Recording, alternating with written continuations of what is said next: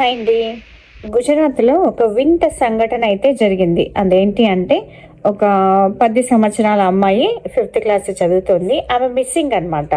ఇంకా తల్లిదండ్రులు ఏం చేస్తారు, ఎవరో కిడ్నాప్ చేశారనో సంథింగ్ ఏం జరిగిందో తెలియక పోలీస్ స్టేషన్కి వెళ్ళి కంప్లైంట్ అయితే చేశారు. పోలీసుల ఆరా తీసిన తర్వాత విస్మయం చెందే అంశాలు వెలుగులోకి వచ్చాయి. ఏంటి అది అంటే 10 సంవత్సరాల అమ్మాయి 5వ తరగతి చదువుతున్న అమ్మాయి ఒక 16 సంవత్సరాల అబ్బాయితో లేచిపోయిందని వీళ్ళు ఆరా తీసి వాళ్ళని తీసుకొచ్చి వాళ్ళకి కౌన్సిలింగ్ ఇచ్చి ఇంటికైతే పంపించేశారు. ఎందుకంటే వాళ్ళిద్దరూ కూడా మైనర్లు కాబట్టి.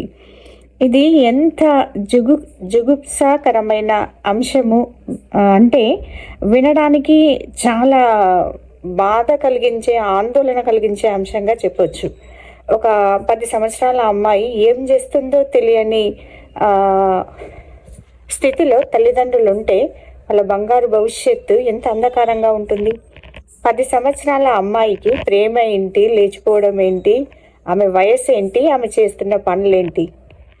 కాబట్టి ఇలాంటి విషయాల్లో కఠినంగా ఉంటారా, భయంతో పెంచుతారా, ఎలాంటి నిర్ణయం తీసుకున్నా పర్లేదు, కానీ వాళ్ళ మంచి భవిష్యత్తుకు పునాది వేసే మంచి నిర్ణయాలను తీసుకోవాల్సిన బాధ్యత ఓన్లీ తల్లిదండ్రుల పైన మాత్రమే ఉంది. ఎందుకంటే పిల్లలకు ఫస్ట్ ఫోన్లను అవాయిడ్ చేయండి. ఎందుకంటే వీళ్ళిద్దరి కాన్వర్జేషన్ ఇన్స్టాగ్రామ్లో జరిగింది. వాళ్ళు పోలీసులు వెల్లడిస్తున్నారు. ఇన్స్టాగ్రామ్ అనేది, యూట్యూబ్ అనేది, ఇలాంటి మాధ్యమాలు ఏవైతుందో వాటి పర్పస్ వేరు, కానీ జరుగుతున్నది వాటికి అగెనిస్ట్గా, జరుగుతున్నది వాటికి రివర్స్గా. కాబట్టి పిల్లలకి ఫోన్లను 100% అవాయిడ్ చేయండి. పిల్లల చదువు పైన ఏకాగ్రతను పెంచడానికి తల్లిదండ్రులు వాళ్ళతో పాటు కూర్చొని చదివించే ప్రయత్నం 100% చేయండి. దీంతోపాటు పిల్లలకు హెక్టిక్ షెడ్యూల్ని ఇవ్వండి. ఓన్లీ చదవడమే కాదు, వాళ్ళేమో కలెక్టరో, డాక్టరో, ఇంజనీరో చదవట్లేదు. 5, 6, 10 తరగతి అనేది వెరీ ప్రైమరీ ఎడ్యుకేషన్.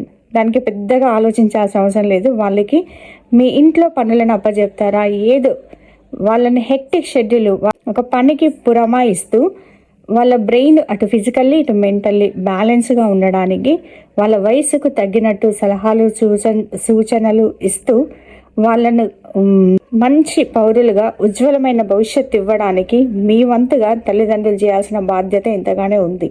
కాబట్టి చాలా అలర్ట్గా ఉండండి. పిల్లలను పెంచే విధానంలో చాలా మార్పులు చేసుకోవాల్సిన అవసరం ఎంతగానో ఉంది.